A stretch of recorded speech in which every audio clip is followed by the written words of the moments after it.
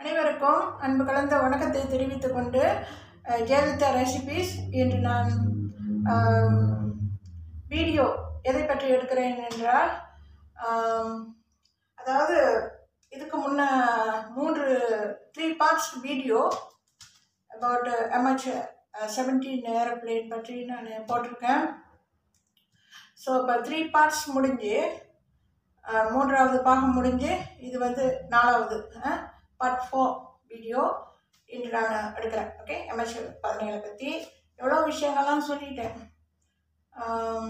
MH17 பற்றி நிறையா சொல்லியிருக்கேன். ஆனால் சில விஷயங்கள் வந்து பார்ட் 3 வீடியோவில் விடுபட்டு போச்சு, சொல்ல முடியல. ரொம்ப நேரம் ஆயிடுச்சு, டைம் கூட போயிடுச்சு வீடியோ.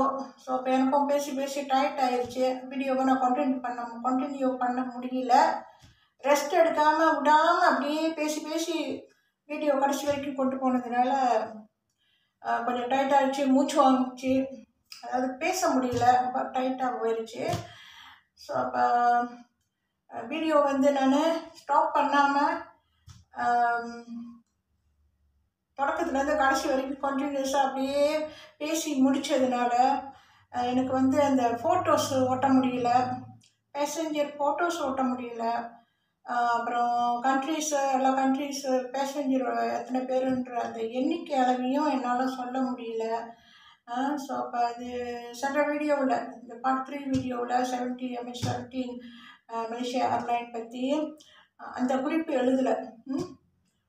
பேசஞ்சரு எந்தெந்த நாட்டில் உள்ளவங்க எவ்வளோ பேர் ஏறினாங்க, அப்புறம் இன்னும் சில விஷயங்கள் வந்து சொல்ல முடியாமல் போயிடுச்சு. காரணம் ரொம்ப நேரம் வீடியோ ஓட விட்டாச்சு, ரொம்ப நேரம் பேசிட்டேன். ஸோ இப்போ வந்து கடைசியில் நான் வேகமாக முடிச்சுட்டேன். ஸோ இப்போ நான் வந்து அதை கண்டினியூ பண்ணுறேன். ஓகே, இப்போ வந்து என்ன நான் சொல்கிறேன்னா, எப்படி கண்டினியூ பண்ண போகிறேன்னா, நெதர்லாண்ட்ஸ்லேருந்து ஓட்டிக்கிட்டு மலேசியாவுக்கு வந்தவர் நம்பர் 49 வயசு. அதுக்கு முன்னே மலேசியாவிலேருந்து நெதர்லாண்ட்ஸுக்கு ஓட்டிக்கிட்டு போனவர் யூஜின் சூ ஜின் லியாங். மலேசியா ஏர்லைன் விமானத்தை ஓட்டிக்கிட்டு போனவங்களில் 2 பேர் சொல்லியாச்சு. Boeing 777 MH17 Malaysia airline. அந்த ஏரோப்ளேனில் நெதர்லாண்ட்ஸ்லேருந்து வந்த பேசஞ்சர் வந்து மொத்தம், அது ஆல் பேசஞ்சர் லிஸ்ட்டு வந்து பேசஞ்சர் மட்டும் எல்லாம் 298 பேசஞ்சர், 298 பேசஞ்சர். ஓகே, 298 பேசஞ்சரை திருப்பூரத்தில் ரிப்பீட் பண்ணுறேன்.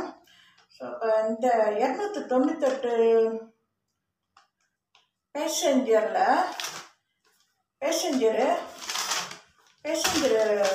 பேசஞ்சரில் வந்து எந்தெந்த நாட்டை சேர்ந்தவங்க வந்து ஏரோப்ளேனில் ஏறி இருக்காங்கன்னா, இந்த 298 பேரில் எந்தெந்த நாட்டில் உள்ள பேசஞ்சர் எண்ணிக்கை அதை வந்து நான் இப்போ சொல்கிறேன். நான் எழுதி வச்சுருக்கேன். இதெல்லாம் வந்து எனக்கு எப்படி தெரியும்னா, எதுவுமே எனக்கு தெரியறதுக்கு சொந்தமாக தெரியறதுக்கு வாய்ப்பு இல்லை. இதெல்லாம் வந்து Malaysia Google, USA Google, internet, அதில் வந்து நான் சர்ச் பண்ணி அதில் உள்ள பேசஞ்சர் லிஸ்ட்டு, பேருங்க, ஃபோட்டோஸ்லாம் கண்டுபிடிச்சி அங்கேருந்து நல்லா நோட்ஸ் எடுத்தது. ஓகே, அதெல்லாம் ஷார்ட் ஸ்க்ரீன் பண்ணி ஃபோட்டோலாம் எல்லாம் நான் வச்சுருக்கேன், என் ஃபோனில் இருக்குது. அதை நான் பிறகு அப்லோட் பண்ணுறேன். ஓகே, இப்போ பிறகு நான் அப்லோட் பண்ணுறேன். மேபி இந்த வீடியோ வந்து பார்ட் 4 இருக்கலாம். இதுக்கு அடுத்து ஒன்று கொண்டு வரலாம் நான். இது முடிஞ்சிருச்சுன்னா அப்படி. ஸோ அந்த பேசஞ்சர் லிஸ்ட் நான் சொல்லிடுறேன். ஆஸ்திரேலியாவில் உள்ளவங்க 27 பேர்.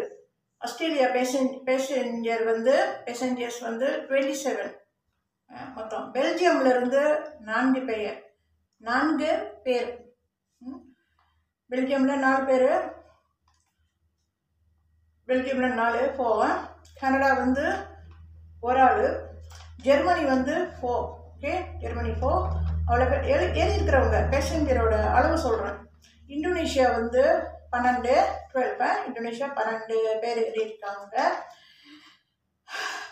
மலேசியா வந்து 43 பேர் 43 பேசஞ்சர்.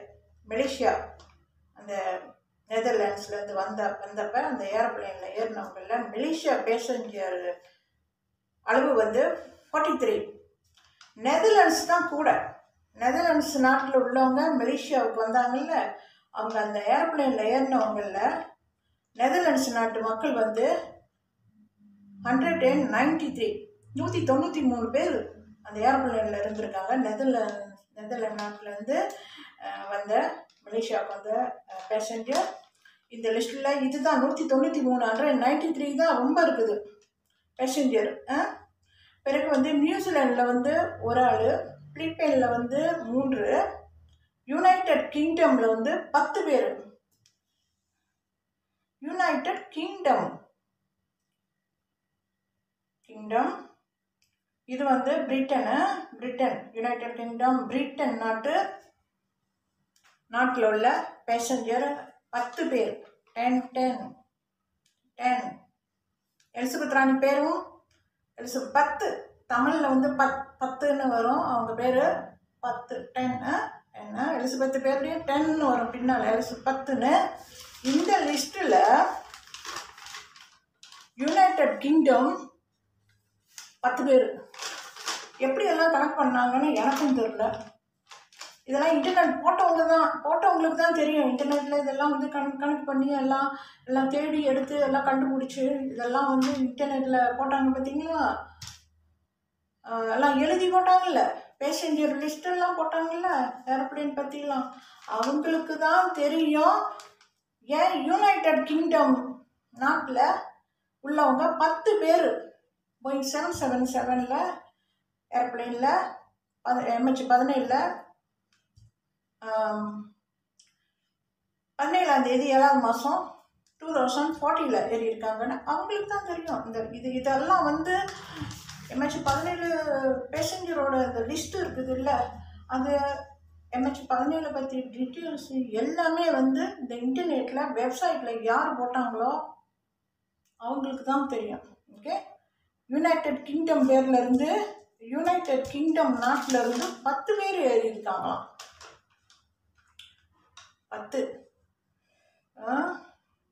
ஓகே, அது இருந்துட்டு போகுது. ஏன்னா நான் போய் அங்கே போய் எல்லாம் ஆராய்ஞ்சு அந்த சமயத்தில் எல்லாம் எடுத்த குறிப்பு இல்லது, இன்டர்நெட்டில் இருந்து எடுத்தது.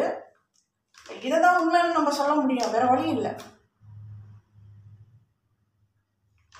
உண்மையை நம்மளே கண்ணில் பார்க்காத வரைக்கும் நம்ம வந்து நம்ப முடியாது. ஆனால் சொல்கிறத வந்து நம்ம வந்து நம்பலாம். சரி, பரவாயில்ல, இருந்துட்டு போகுது. 298 பேர். ஓகே, இதில் 1வது வந்து நெதர்லாண்ட்ஸ் நாட்டில் உள்ள பேசஞ்சர் தான் 193 பேர், அதிகமாக இருக்காங்க. 2வது மலேசியா 43 பேர். 3வது வந்து ஆஸ்திரேலியா 27 பேர். 4வது வந்து இந்தோனேஷியா 12 பேர். 5வது வந்து 12 பேர்.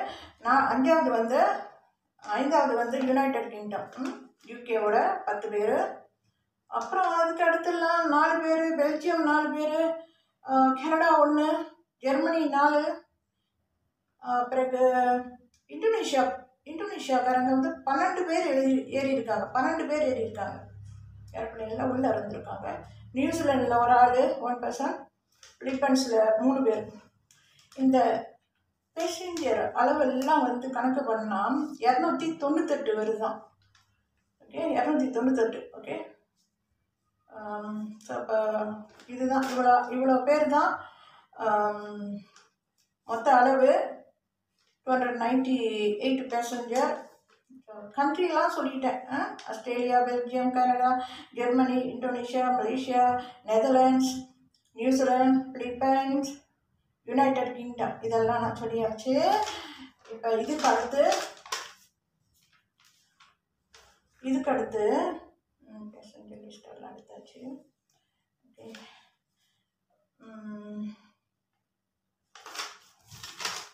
அந்த ஏரோப்ளேனில் போனவங்களில் நான் அந்த ஏரோப்ளேனு MH17 வந்து சுட்ட பிறகு ஏரோப்ளேனை சுட்ட பிறகு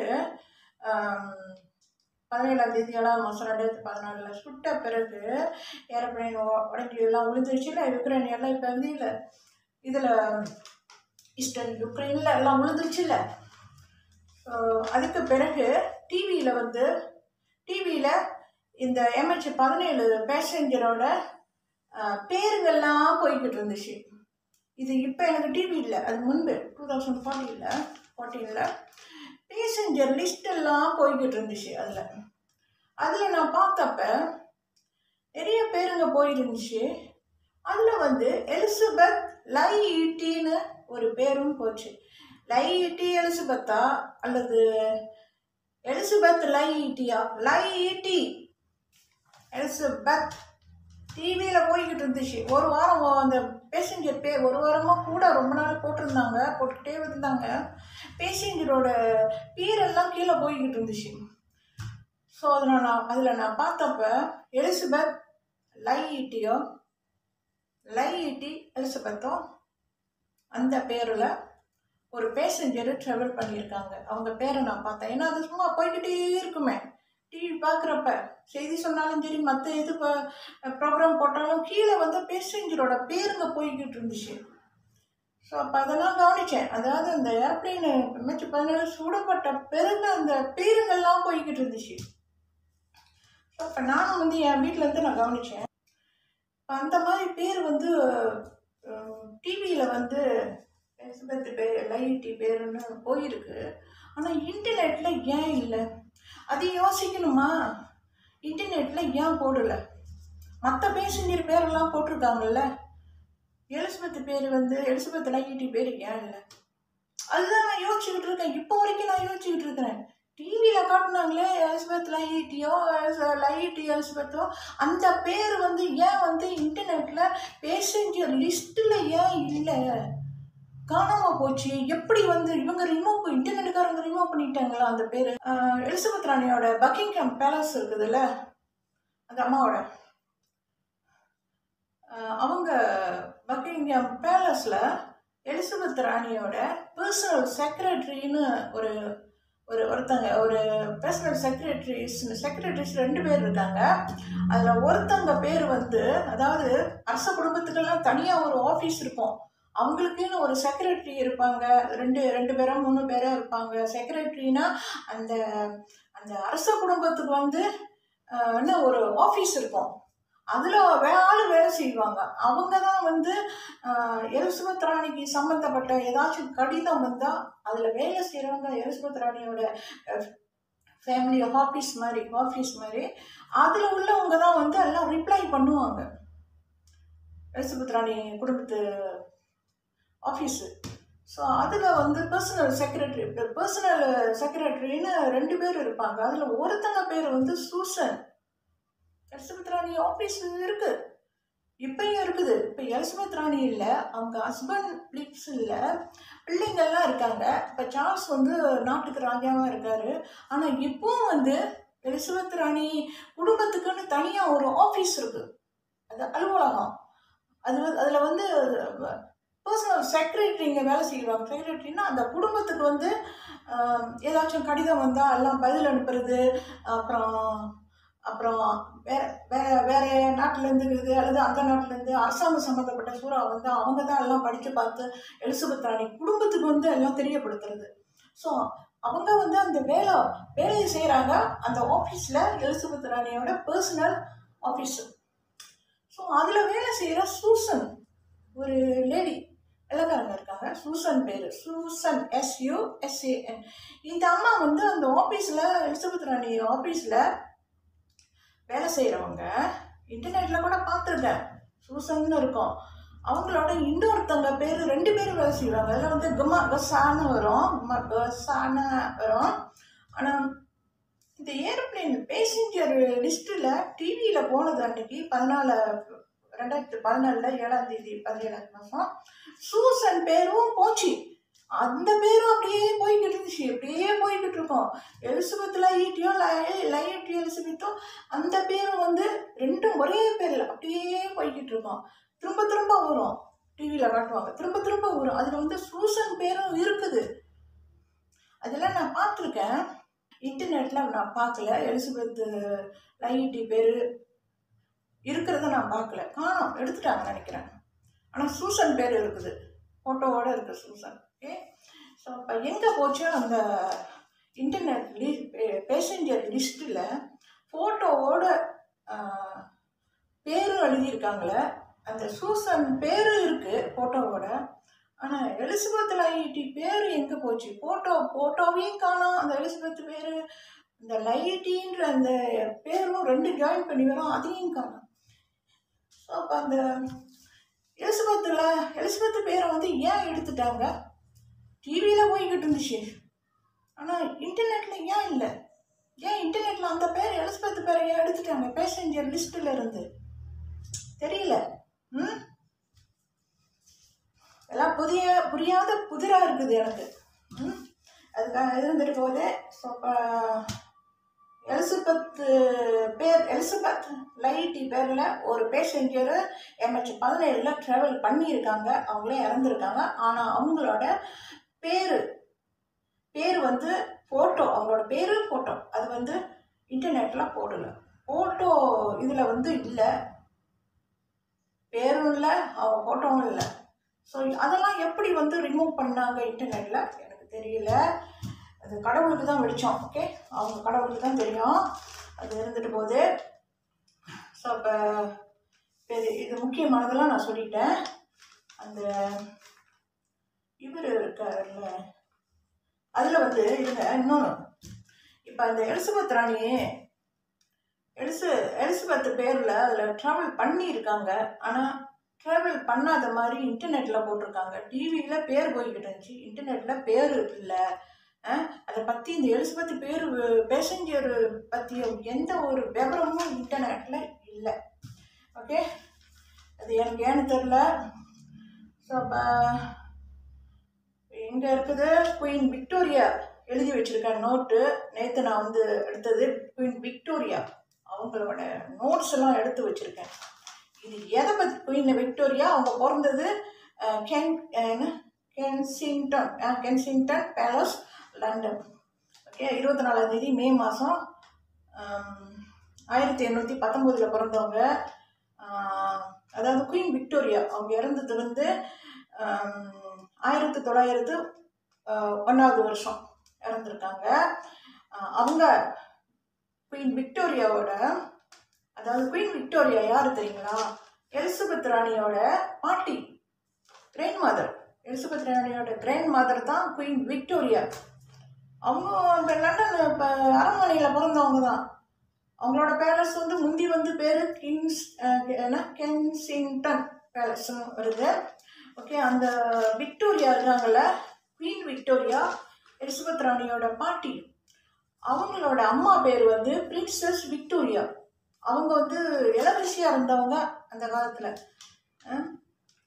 எலிசபெத் ராணி இந்த பக்கிங்ஹாம் பேலஸ் இருக்குதுல்ல, அதுக்கு முன்னே வேறு பேரில் இருந்துருக்குது. அதில் வந்து அவங்க இந்த எலிசபெத் ராணியோட பாட்டி இருக்காங்களா, குயின் விக்டோரியா, அவங்களோட அம்மா அந்த பேலஸில் தான் இருந்திருக்காங்க. அவங்க வந்து அந்த குயின் விக்டோரியாவை பிரசவிச்சது இவங்க தான், பிரின்சஸ் விக்டோரியா.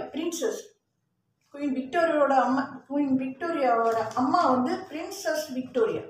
இந்தியா நாட்டில் இந்த கல்கத்தா, இன்னும் மற்ற இந்தியாவில் கொஞ்சம் இடம்லாம் வந்து, இந்தியாவில் சில இடங்களை வந்து இவங்க பிரிட்டன் அரசாங்கம் முன்பு, பிரிட்டிஷ் அரசாங்கம் வந்து முன்பு 1900 ஆண்டுக்கு பிறகு எல்லாம் வந்து இந்தியாவை வந்து அவங்க பிடிச்சிட்டாங்கல்ல. இந்திய நாட்டு மக்களை வந்து அவங்க கண்ட்ரோல் பண்ணி அவங்க அடிமையாக வச்சுக்கிட்டாங்களாம் பிரிட்டிஷ் அரசாங்கத்தில் உள்ளவங்க. ஸோ அப்போ அதாவது இந்தியாவை பிடிச்சிட்டாங்க. இப்போ எங்கள் நாடு மலேசியாவை அந்த காலத்தில் ஜப்பான்காரங்க பிடிச்சாங்கல்ல. அதாவது மலேசியா நாடை வந்து ஜப்பான்காரங்க வந்து ஆட்சி கொண்டாங்க. கொஞ்ச நாள் ஆட்சியில் வச்சுருந்தாங்க. எங்கள் நாடை பிடிச்சிட்டாங்க. எங்கள் நாடை பிடிச்சி எங்கள் நாட்டை வந்து அவங்க ஆட்சி செஞ்சுக்கிட்டு இருந்தாங்க. யார்? ஜப்பான்காரங்க. 1957 தான் எங்கள் நாடு மலேசியாவுக்கு வந்து சுதந்திரம் கிடச்சிது. அதுக்கு முன்னே ஜப்பான்காரங்களோட ஆட்சியில் தான் இருந்துச்சு எங்கள் மலேசியா நாடு. அந்த மாதிரி தான் இப்போ இந்தியா, இந்த கல்கத்தா, இன்னும் இந்தியாவில் சில பகுதிங்க, அதில் உள்ள சில இடங்களில் உள்ள மக்களை, தமிழர்களை, வங்காளிங்க, அப்புறம் தமிழர்கள், இவங்களெல்லாம் வந்து இந்தியாவில் உள்ளவங்கள பிரிட்டிஷ் அரசாங்கத்தில் உள்ளவங்க, அதாவது பிரிட்டன் அரசாங்கம் அதில் வேலை செய்கிறவங்க இந்தியாவை இவங்க எங்கேருந்து போய் இந்தியாவை பிடிச்சிட்டாங்க. பிடிச்சி அவங்க ஆட்சி பண்ணியிருக்காங்க. பிரிட்டிஷ்காரங்க அங்கே இந்தியாவில் வந்து ரொம்ப நாள் ஆட்சி பண்ணியிருக்காங்க. அதாவது அவங்க இந்தியா நாட்டு மக்களை வந்து அடிமையாக வச்சுருந்துருக்காங்களாம். இதெல்லாம் வந்து யூடியூப்பில் சொன்ன கதை, தெரியல, அது உண்மையாகவும் இருக்கலாம், அதாவது தவறான செய்தியாகவும் இருக்கலாம், அது நம்ம சொல்ல முடியாது. ஸோ அப்போ இருக்கலாம், அது பிடிச்சிருப்பாங்க. பிரிட்டிஷ் அரசாங்கம் இந்தியாவை வந்து கண்ட்ரோலில் வச்சுருப்பாங்க. இவங்களுடைய பிரிட்டிஷ் அரசாங்கத்தோட ஆட்சியில் தான் முந்தி வந்து இந்தியாவில் உள்ள மக்கள்லாம் வந்து இருந்திருக்காங்க. ரொம்ப கொடுமைப்படுத்தியிருக்காங்க போல இருக்குது பிரிட்டிஷ் அரசாங்கம் இந்தியாவில் உள்ள நாட்டு மக்களை.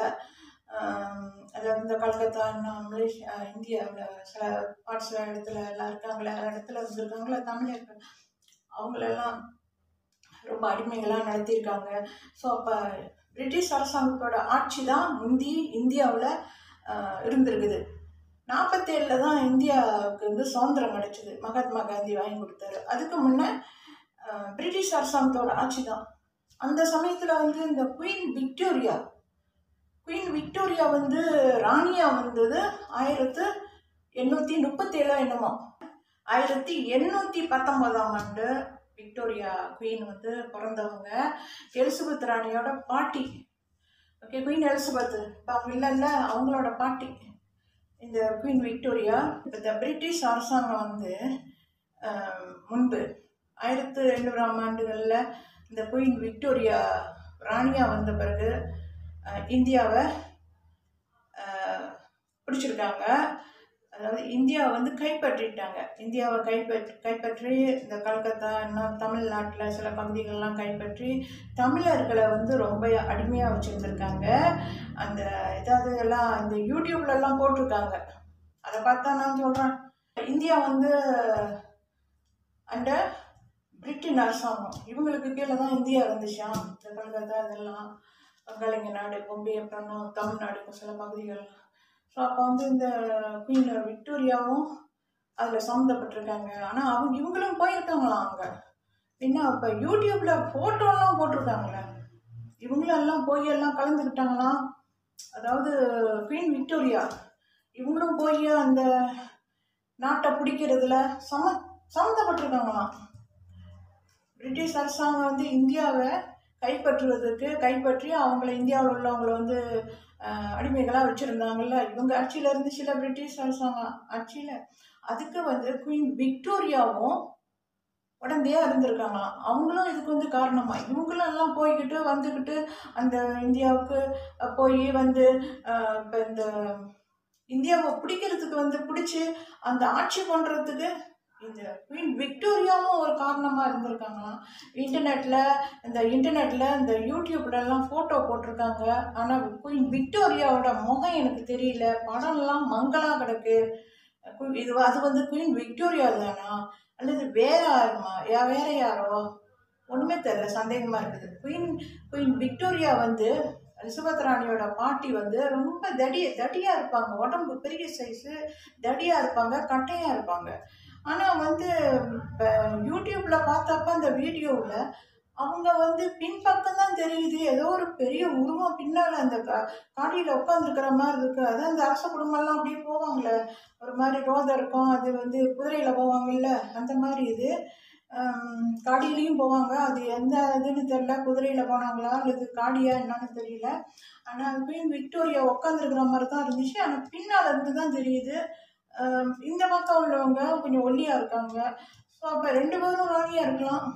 சும்மா போனாங்களா என்ன, இந்தியாவுக்கு போனாங்களா?